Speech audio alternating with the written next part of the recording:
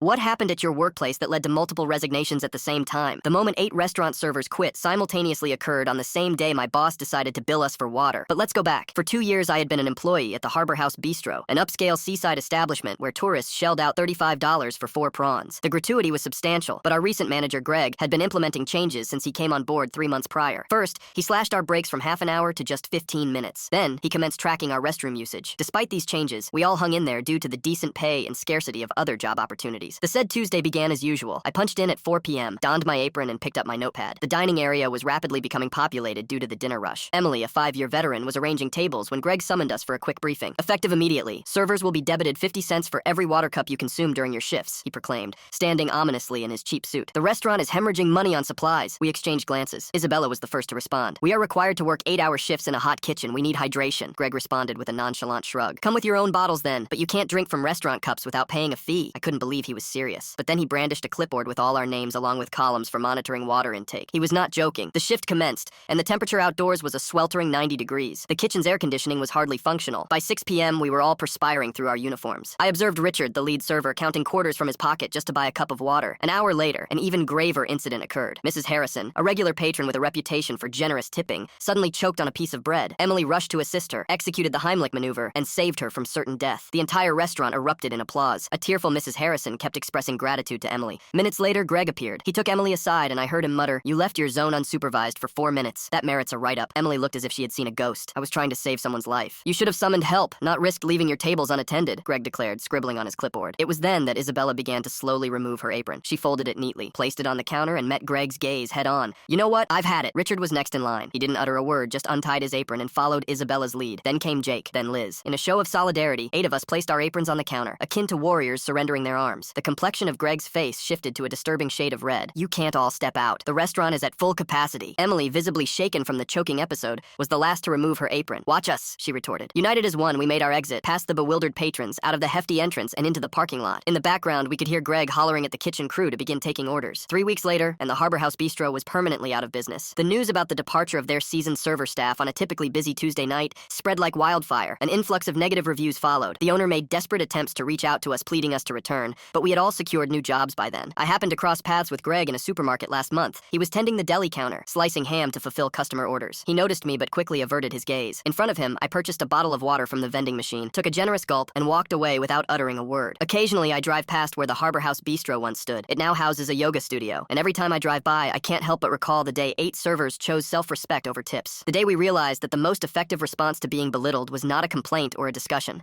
Sometimes it's just marching out as one.